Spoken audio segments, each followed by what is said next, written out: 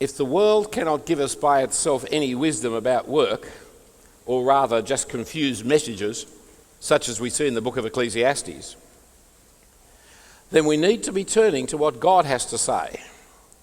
And as usual, when you start to look at a biblical topic, you start with the topic of God, and you start with the creation story.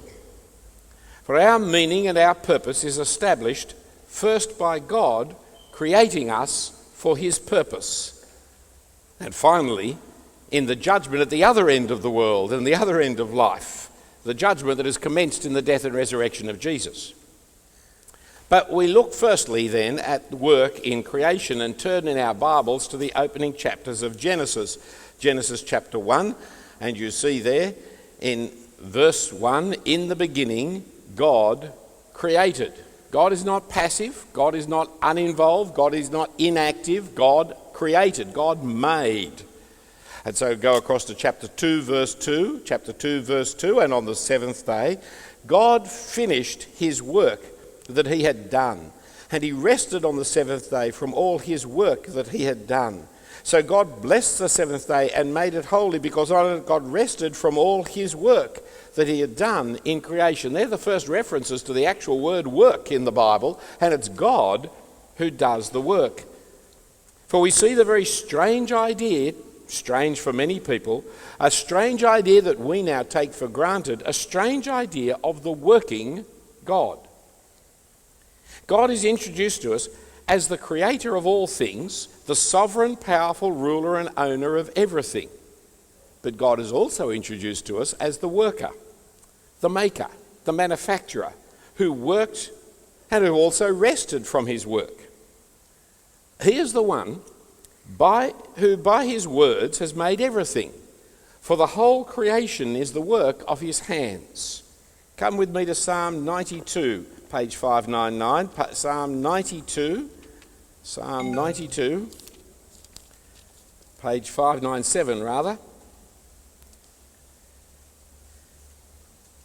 And we read, "It is good to give thanks to the Lord, to sing praises to your name, O Most High, to declare your steadfast love in the morning and your faithfulness by night, to the music of the lute and the harp, to the melody of the lyre. For you, O Lord, have made me glad by your work. At the work of your hands I sing for joy. How great are your works, O Lord! Your thoughts are very deep." Or go across the page to Psalm 95. Psalm 95.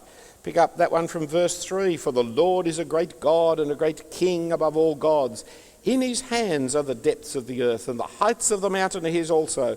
The sea is his, for he made it, and his hands formed the dry land." Now, growing up in a Christianised world, as most of us have, and some of us haven't, but growing up in a Christianised world, we sometimes miss the radical and startling claims that the Bible is making. A worker God was very different from the other gods of the ancient world. And such an idea marked the Jews out as very different, not only in their attitude to God, but also in their attitude to work. The Greek, for example, saw that man, having soft hands, was a nobleman. His hands had never seen work. It was a sign of nobility and of being a gentleman, because there are no calluses on your hands. The nails are nicely cut. There's no hard work that has ever been expressed in these hands. You were one of the upper class, one of the sophisticated, one of the educated, because your hands were soft. Today, the Eastern religions still despise manual work. The Hindu sees it as the preserve of the untouchables. Manual work with our hands, was ugly, dirty, servile, was slavery. Only slaves do that. Those with calluses on their hands were the lowest of the low. And you can still see some aspects of that in Western civilization. Academic gowns. You ever looked at academic gowns? What stupid things they are. They're meant to be stupid. That's the very nature of them, because they're the kinds of things you could never work in. Long flowing sleeves, which would make it impossible for you to work. It's a statement that I am above work. Or Joseph, you remember Joseph, who was his father's favourite, and he had a coat of many colours. Actually, that's a bad Hebrew translation. It wasn't a coat of many colours. It was a coat with long sleeves. Because he, being the favourite, was not required to work out in the fields like his brothers. He stayed at home in his long-sleeved coat as his father's pet. Little wonder his brothers despised him so much and sold him off into slavery, and that's another story. I'm a happily married man. I've been married for 41 years, but I don't wear a wedding ring. Never have, never will. Partly because the wedding service of the prayer book had no place for wedding rings when I got married.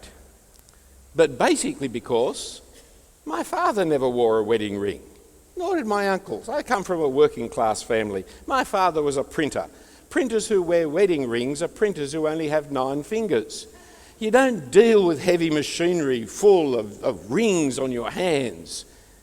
The idea of wearing rings and of jewellery is part of the effete, wealthy, upper-class fashion, denying the value and status of work, of manual work, of hard physical work. And still today, the people who do the hard, dirty manual work in Australia are the latest wave of migrants. They come to these shores to work hard so that their children do not have to face the factories, but can go on to university and become part of the professional class and wear rings, and own their own business or their own farm and not have to work as hard as that first generation of migrants has always had to work hard in Australia. But within the Bible, work is done with a hand and is valuable and is worthwhile. For our God is a worker who manufactured and made things. Jesus is called a tectone, a tradesman, a carpenter, the son of a carpenter. Paul was a tent maker. Peter, James, John, Andrew, they were fishermen. The thief is told by the Apostle Paul to no longer steal, but to do honest work with your hands, that you may give to those in need. Presumably there's something of a contrast in his work. He's been using his hands to take, now he's got to use his hands to give, but nonetheless there is still the nobility, the rightness of doing manual labour. Because we don't want to do manual labour, or most of us don't anyway, the dirty hard labour, we underestimate the importance of God as a worker and of work itself being honourable. The nobility of work is seen in both Old and New Testament, but it's lost in our affluence. And so we talk about work a lot, but we rarely mean manual physical work, cleaning, washing up, garbage removal. Rarely do I have ever had Christians telling me that the Holy Spirit has led them to be street sweepers. The Holy Spirit's a very middle-class Holy Spirit. He always leads people to be doctors, dentists, lawyers. He's always on the upwards aspirational track for you. Our discussions of work, the discussions of the chattering classes, are often laced with those middle-class aspirations, like the feminist rhetoric about the glass ceilings, as if rising to the top is necessary for you to be genuinely working and fulfilled and satisfied. There's no way in which you can stay down at the basement and have a fulfilling work job. Back to our friend Mr. Gittins. He's written on another article in which there are 3 kinds of works, he says. Jobs, that's where you work for your living. The only reason you're doing it is because the paycheck. Careers, where you work for your advancement. The money you're being paid, well, it's sufficient that it doesn't worry you particularly. What you want is the partner coming and put his hand on your shoulder and saying, that was a really good job you did there. That was a fine case. You'll be an associate soon. You'll be a partner one day. You'll move on from here to being a company director. You'll move on from here to... And then there's a third kind of work, hobbies. Mr. Gittins, you see, Salvation Army, he can't help himself. He calls it vocations. He goes religious on us again. But hobbies, that is where we work, where we get paid for our pleasure. The footballer, the cricketer, the musician, the drummer, which is slightly different to the musician, I understand. There are all kinds of people who will do what they would do anyway, but they're being paid to do it. Now, much of the chattering classes and the intelligentsia debate about work, but their debate is really about that second kind of work, isn't it? About careers. It's how to advance through the meaningful appointments to find ourselves more important, more influential, rewarding, powerful, interesting positions where we can find self-satisfaction and fulfillment and meaning and use my talents and my abilities to the full, where I can grow and develop as a person. But Mr. Gittins points out in the article that on average, those who do a job are happy. And those who are paid for their hobby are really happy. And those who pursue a career are discontent, dissatisfied and miserable. The unhappiest workers in the marketplace are the careerists. They are never satisfied. As you actually reach the top and the pinnacle, there'll always be someone behind you trying to push you off it. The problem I wish to suggest to you, friends, goes back to the failure to understand the doctrine of creation. Failure to accept the doctrine of creation leads to the denigration of work, especially manual work. Knowing God is a worker removes from us any disparagement of those who work, whatever their job may be. Whatever task you may be doing, if you're doing that task, you are like God. And it is a good thing, and a right thing, and a proper thing. And you should be rewarded and respected for doing that which God does, work. But there's a similar and symmetrical problem with rest. For failure to accept the doctrine of Sabbath leads to the glorification of work, especially professional work. That's because not only is God the working God, but he is also the resting God. The passage that describes God's creation as his work does so to introduce the idea of his rest. Come back to that Genesis 2 passage and verse 2. I know it's words that you know well, but look again at what it is saying to us. Genesis 2, verse 2. And on the seventh day, God finished his work that he had done, and he rested on the seventh day from all his work that he had done. So God blessed the seventh day and made it holy, separate, different to all the others, made it holy, because on it God rested from all his work that he had done in creation. The meaning of the word Sabbath is critical here, for the Hebrew verb to rest is Shabbat, is Sabbath. It's where the word comes from. You could translate it that on the seventh day God finished his work that he had done, and he Sabbathed on the seventh day from all his work he had done. So he blessed the seventh day and made it holy, because on it God Sabbathed from all his work that he had done. And this introduces, therefore, this very important word and concept of rest, of Sabbath, which is over against an opposite, work. But Sabbath is not just a negative term, as rest is, a kind of nothingness. I work hard and then I rest. I don't do anything, I just rest. No, Sabbath is to enjoy the fruit of your labour, is to be refreshed in the purpose of your endeavours. It's like the other Hebrew word, shalom, which we know as peace. See, in our modern English language, peace generally means just the cessation of war. And so it's a kind of negative word. It's an empty word. You either are at war or you don't have war. If you don't have war, that's called peace. But shalom is not like that. There's no peace when you lose a war. There is for us. We're at peace now. We've just lost the war, but we're at peace. No Jew thought that. It's daft. You're only at peace when you win. Then you're at peace.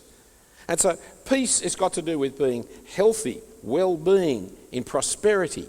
It's not living away from your neighbour at peace. It's living with your neighbour in harmony. It's a positive concept. Well, so likewise, Sabbath is not just the absence of work. It's the enjoyment of the fruit of your labours. It's the pleasure of living at peace in shalom.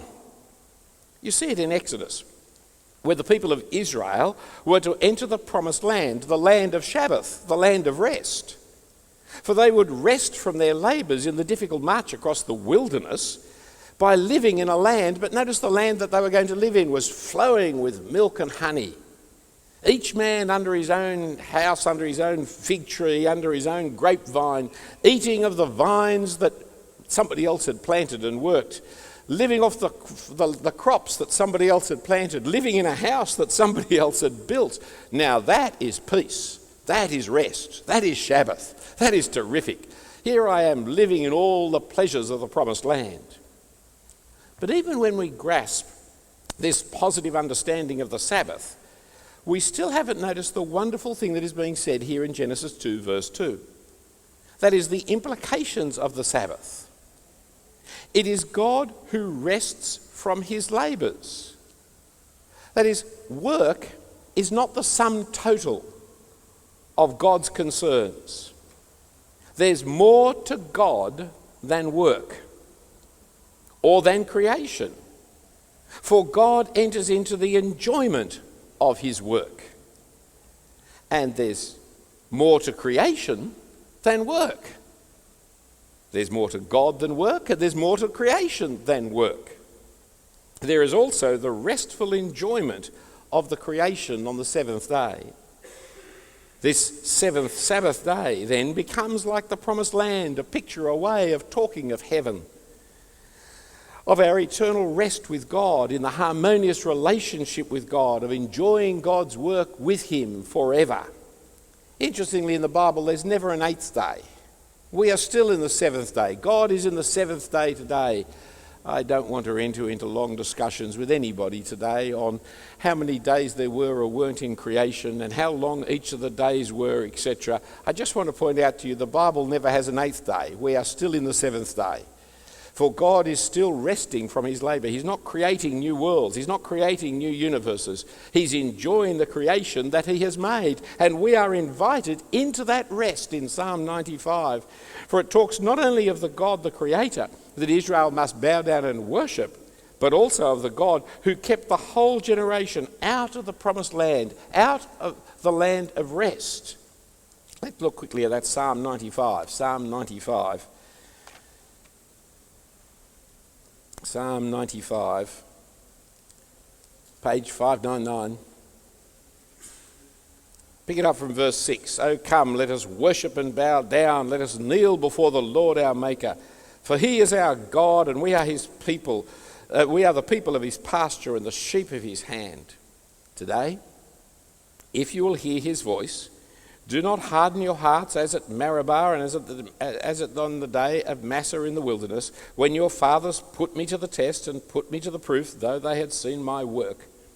For 40 years I loathed that generation and said, "They are a people who go astray in their heart and have not known my ways. And therefore I swore in my wrath, they shall never enter my rest." Now this psalm is taken up in Hebrews chapters 3 and 4 to hold a parallel warning to Christians about entering into the remaining Sabbath rest of God through our relationship with the Lord Jesus Christ.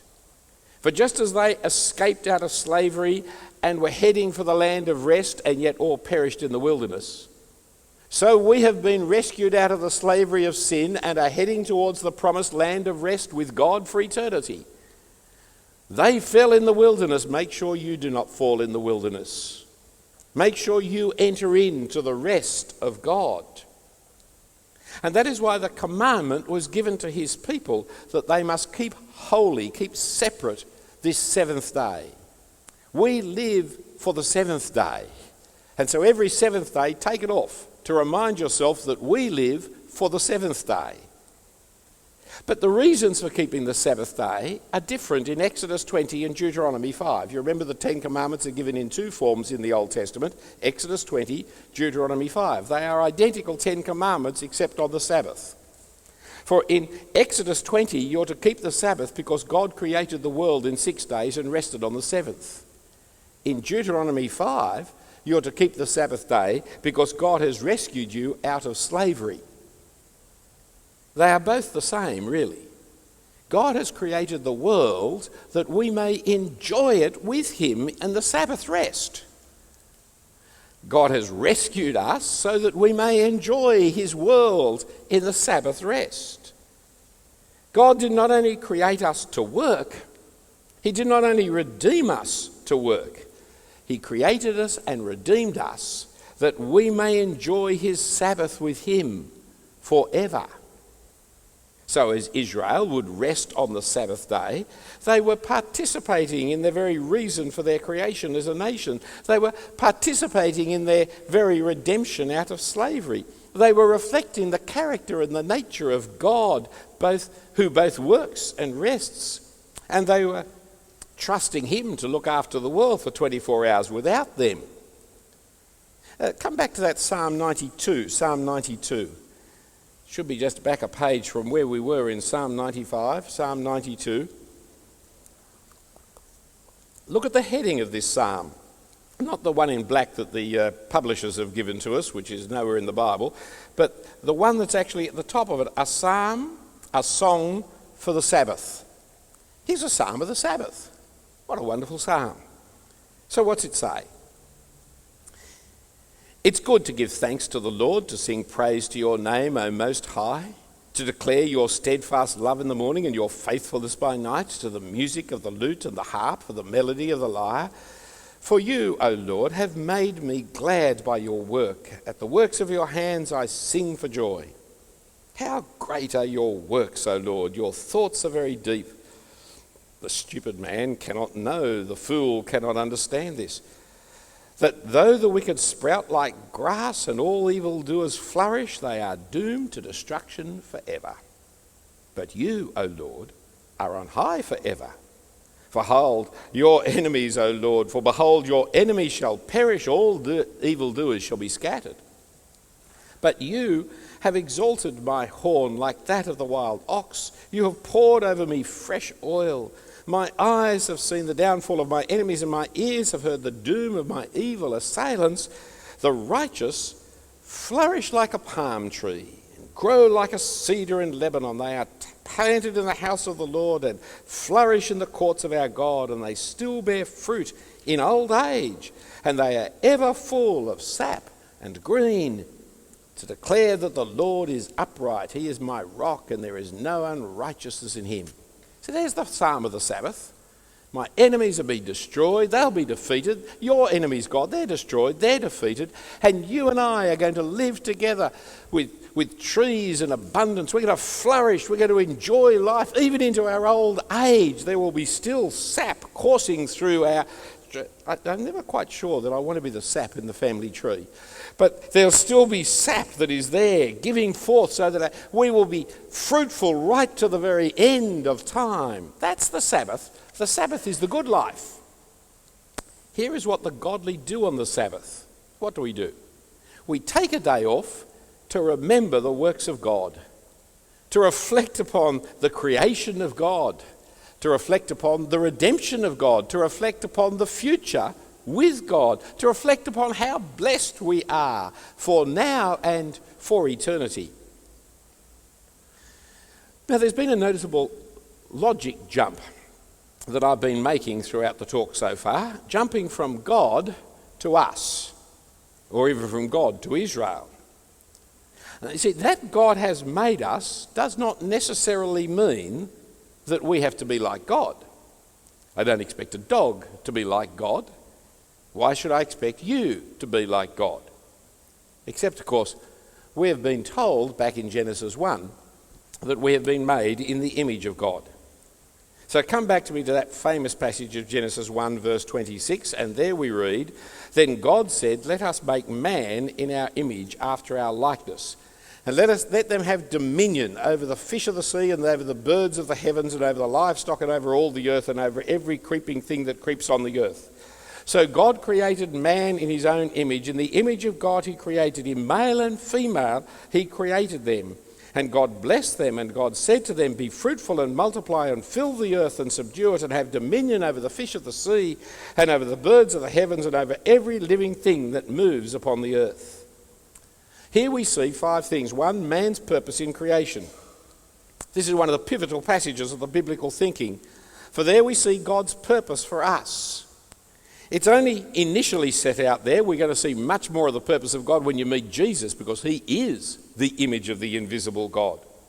But God made us in his image to do two things. One, to have dominion and subdue everything in the world. And two, to multiply and fill his creation.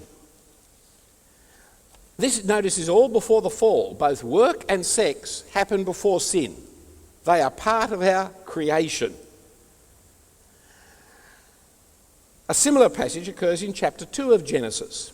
For there we read in verse 5, when no bush of the field was yet in the land and no small plant of the field had yet sprung up, for the Lord God had not caused it to rain on the land, and there was no man to work the ground. And so you run down to verse 15. The Lord God took the man and put him in the Garden of Eden to work it and to keep it. See, man was created to be the gardener in God's garden, to be the working rulers of God's world. The animals don't have this responsibility or this joy. The cow munches grass. The dolphin frolics in the water. The snake lies in the sun. None of them have the responsibility to rule and care for God's creation. Their ecological concerns are zero. Their population concerns are zero. Global warming, human starvation, habitat degradation, special species preservation are all irrelevant to the cow and the snake and the dolphin and the crocodile or anybody. They don't care. They just munch the grass. They just lie in the sun. It's man and man alone that God has given the responsibility of being in God's world as God, working to look after it and to care for it and to be responsible for it. As the psalmist ponders in Psalm 8, what is man that you're mindful of him, or the son of man that you care for him? You've made him a little lower than the heavenly beings and crowned him in glory and honour and given him dominion over all the works of your hands and put all things under your feet, sheep, oxen, beasts of the field. And again, it's the book of Hebrews that helps us see that humans are the ones to whom God is subjecting the world to come, not even angels. They are made for us as well. And the way in which we see humans in control of the world is by seeing the one true human, Jesus Christ, the image of the invisible God, crowned with glory and honour because of his work on the cross. But that takes me off onto other subjects. So let's come back to secondly. You'll see God's work-rest pattern is ours. As God works and rests, we humans are to work and rest. For we are created in his image, thus starting this talk on work in creation by noticing that God works and rests is the right way to do it. Indeed, this is what God commanded his people to do in the 10 Commandments. Work 6, rest 1. Funny business, really. Lots of people find it hard to rest 1 and complain about the commandment. Some other people find it hard to work the 6. But here's the balance that our community has decided to ignore. Our community has now decided to invent its own pattern. And where our community is in constant tension about how much work and how much rest and how do you all fit it together. Listen again to my friend Mr. Gittins. If I were to assert, he said in 2007, a different article, that the pressure of working life, some of them heightened by the consequences of economic reform, are having a deleterious effect on family life, many harried parents would agree with me. But a lot of hard-nosed business people would be sceptical. All they know is that we're more prosperous than ever. 30 years ago, this is written in 2007, the average Australian worker spent less than 40 hours a week at work. The vast majority of them were in steady employment, working weekdays only from 8 to 6. This pattern of working allowed most Australians to enjoy a consistent pattern of life outside of work, to spend predictable time with family and friends in community activities. How much has changed in the last 30 years, he says. We now have 22% of employees working more than 50 hours, and if you add in self-employed, it's 29%. We have 30% of the workforce working regularly at weekends, a proportion exceeded only by Italy. More than a third of employees usually work on Saturdays and almost a quarter on Sundays. Add to that the increase in weekday work at unsocial hours. Just between 1992 and 1997, people working after 6 in the evening or before 8 in the morning rose from 59% to 64%. That is, 2/3 of our workforce work outside normal work hours. And then there's the degree of job security we enjoy, and ease with which hours are required to work can be changed at short notice. We have 27% of the workforce now in casual employment, where they are at the fickle whim of the boss.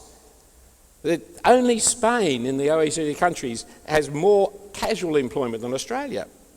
The other change, of course, is the increase in the number of women in paid employment. It's risen from 42% in 1981 to 60%. Now, most of our social activities are concentrated on the weekend, so it's not surprising that 3 million people who work on weekends are able to spend less time with the family, with the friends, and with the community. On average, 2 million Australians work on Sundays and do almost a full day, typically losing 6 hours of family time and social contact. And surveys have shown that working mothers sacrifice personal care, household and social time in order to minimise the lost time with children. Many parents in two-income households adopt a strategy of shift parenting. One minds the kids while the other goes to work. But Mr. Gittins points a Canadian study of the two-income families and found 26% increased risk of parental depression where the father worked unsocial hours. 41% increased risk of depression where the mother worked unsocial hours.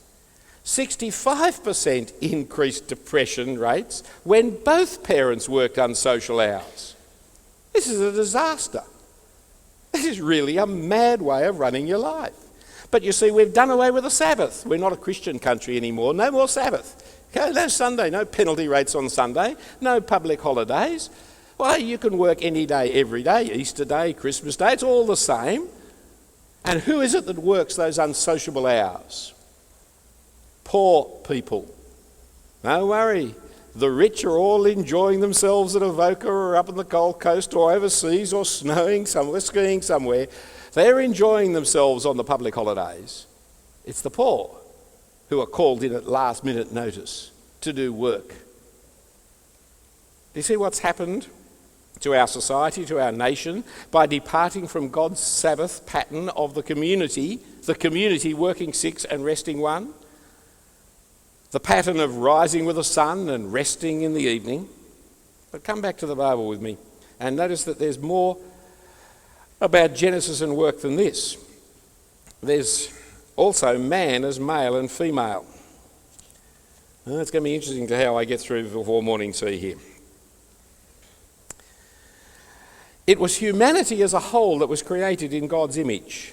Man, male and female together, that was to multiply and fill the earth and have dominion and subdue it.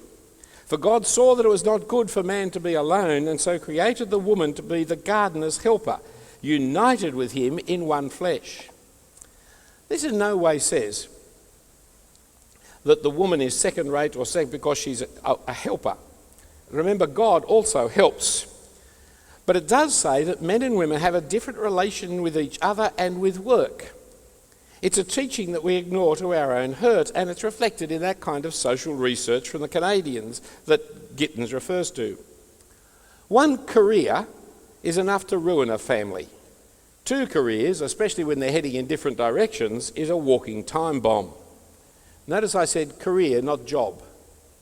That career sense. 2 people who are filled with finding their own self-satisfaction, their own fulfillment in their work and advancement and want to go ahead. Pray that you're not their child. But there is still more to this creation of the male and female in the image of God. The creation of the helper for the gardener. For it brings into focus not only the ecological concern in work that the gardener has for the garden, but also the social concern that work has for humans. For there is a social nature to work itself. We work not for ourselves but for God, but not by ourselves, but as part and parcel of the image of God, which is male and female multiplying. Thus we should not work out of envy and rivalry, competing with each other for scarce resources that we can utilise for my own benefit. I mean, you've seen the worst and the best of humanity in the last week or two in Queensland, haven't we? There is the community of volunteers helping clean up strangers' houses. And there are the looters stealing from the victims. And now we're seeing the profiteers raising prices and stealing from us all. Nobody, no single person has dominion over God's creation. Nobody by his or her work can subdue the world alone. The powerful and the mighty are dependent upon the rest of us, for we all live in mutual interdependence. There's no tyranny of second-class citizenship. The woman is his helper, and together they run the garden. For God didn't create a second man that would create two people in the image of God. He created out of the man a woman so that there would be one person, humanity, ruling the world. And this pattern of man and woman united as one to reproduce together and to live in the image of God is reflected upon the judgment in chapter 3. For the woman is judged in her relationship to her husband and her children, and the man is judged in relationship to his work. I leave you to read chapter 3:16 following yourself, but take note of the difference. See, the reason you and I enjoy the wealth that we do from the labour we expend has to do with being Australians in the 21st century. We live in a well-ordered society and economy where there is a level of social and economic justice, a good education system, a political stability, a robust economy, and a well-controlled banking sector, unlike America. If we were living in another country where these conditions didn't exist, all the work you did and do would not add up to the same wealth we enjoy. The person living in Ethiopia, in Eritrea, they can work every bit as hard as you and every bit as hard as me and harder still, and still have nothing to show at the end of the day. And the difference is you were born here or you migrated here. They were born there. Work then is a realm of social justice. It's a realm where social justice and equity needs to be exercised. It's not just a matter of efficiency, profit, motive, growth. It's a realm where I can't ignore my neighbour. The rugged individualism of an atheist like Ayn Rand with her economic rationalism is the unthinking arrogance of the affluent.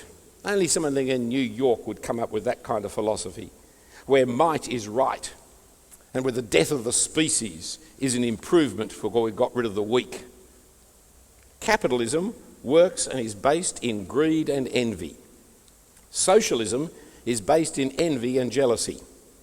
Neither are Christian in any shape, form or fashion. Both are overwhelmed by the amorality of materialism, both in its economic form, where all that matters is wealth and the only measure of value is money, and in its philosophical form, where there's no God, no eternity, no judgment. I can do what I like, there's only meaningless, valueless, random accidentalism.